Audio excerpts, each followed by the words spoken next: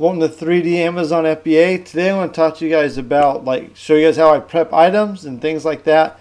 I've got 4 or 5 things I can show you that give you a pretty good idea of how I prep things. So before we get started, if you guys can like and subscribe to the channel, I'd really appreciate it. It really helps me out. I'm trying to reach more people so I can help more people with their Amazon journey and things like that. So to get started here, I do have a scanner on a stand. It was like $15, $20, something like that. And because I used to 10 key in everything, so I bought this, and it does save a lot of time, so I'm no longer 10 keying all the UPC codes and things like that. So I'm going to start off with some Nike socks. I love selling Nike socks; they sell really quick. So with this, I do have a label peeler right here.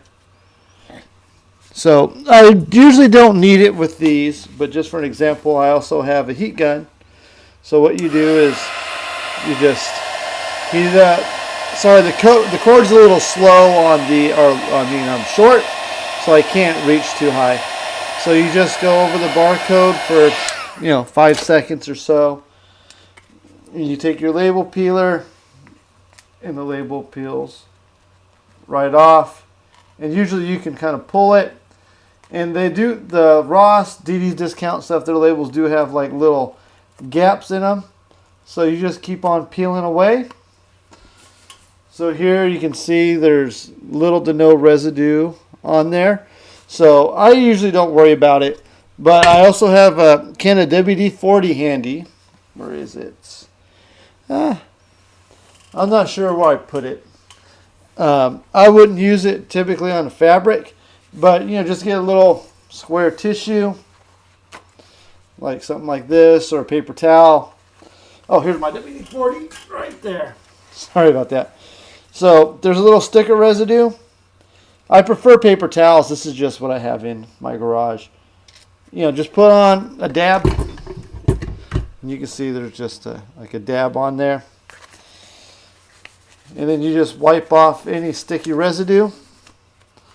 I don't do it that often, only when the residue's like severe. And you can see it's a lot cleaner once it dries up. So everything that's a fabric has to go in a poly bag. Even like plush toys go in a poly bag. So I carry 4 size poly bags on hand. This is the small one I use for the socks and for other things. Then I have I think 12 by 10. Then I have a 12 by 14. And then I have the giant ones as well. So on these, they all have to have the suffocation label. So what you do is you want to make it as easy for the people at the Amazon warehouse as possible, because that way they'll work faster, things like that. So I always put the barcode on the opposite side of the suffocation warning. That way it's just one less little thing they got to worry about. So there, we've prepped some socks. And that's what you do with all, clothing items. If it's a shirt, you'd fold it. And, one thing I did forget to do is on things with the prices, I sell a lot of Nike socks for over MSRP. I've sold socks for as much as $35 for a $20 pair of socks, which is, the MSRP. So always pull off the price, the manufacturer's suggested retail price off the item, because there are times that items will sell for more than that. So always take that off, because you never know what the market's going to do. Prices go up and down, all day, every day on Amazon. So I always remove it just in case. Actually, I don't for bras. I don't like going over the MSRP for bras. I don't know why those are so specific. Maybe because I just don't see the value in a $42 bra. But, bras are the exception. I don't bother with it. I don't go over MSRP for bras. So, with that said, my next example is going to be a bra, because I sell quite a bit of bras. And, they're a little bit different to prep than, socks. So, again, you can see MSRP is $42. Yeah, you can see it on there. I don't ever go above that with the bras. So what I do is I fold the bra like inside. of the other cup. I fold that in.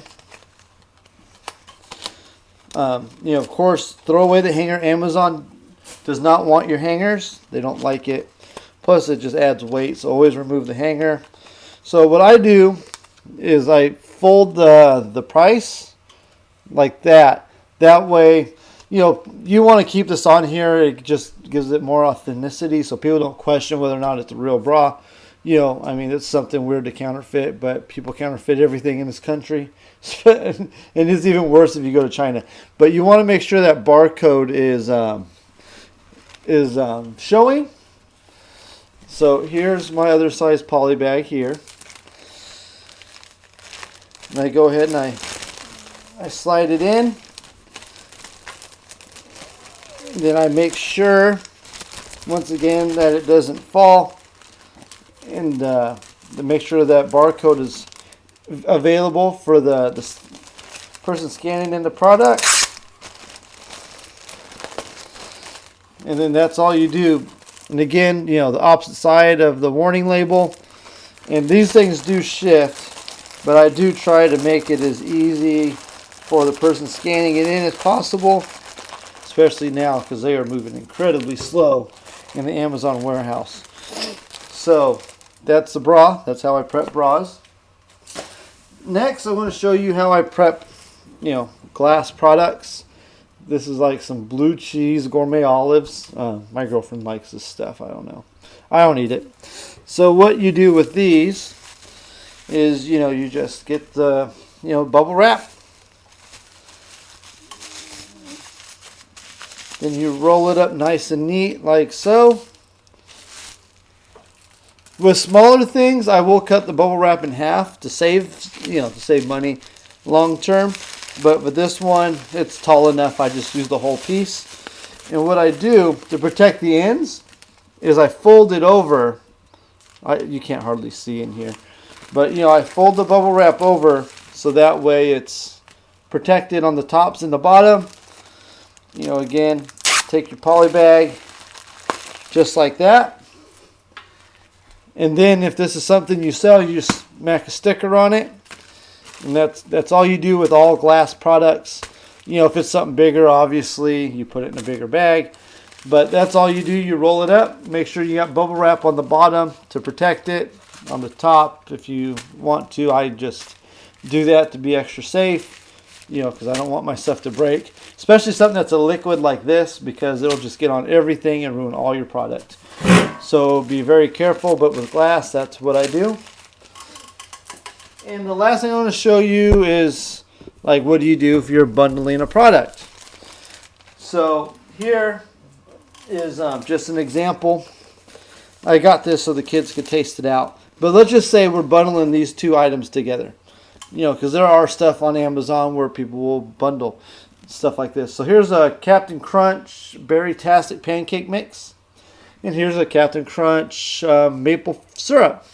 So say I wanted to sell these two things together. No big deal. So you need to input the expiration date. So what you do, like this one is March 9th, 2021. And this one is May 30th, 2021. So what you want to do is you want to use the soonest expiration date, because you don't want to sell somebody bad food. So you would use the March 9th expiration date on this when you combine them. So even though they're two completely different things, you just get a poly bag.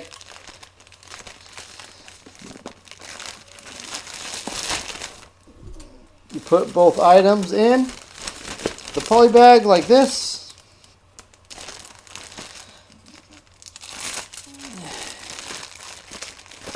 You seal it up like so. So what I would do with the sticker is you always want to do your best to cover up the barcode. So put the sticker right here across the barcode. That way, again, you're making it easier for the Amazon associate. Plus, I believe it's in the terms and conditions that you try to do your best to cover the barcode. So the last thing I'm going to show you is just like a standard food item. So this is something I was going to sell, but for some reason, I got confused on the dates. It was like 87 cents, so it wasn't like a big loss. But you know, anyways, my girlfriend said she'd be interested in trying this out because we like to eat. That's why I'm kind of fat.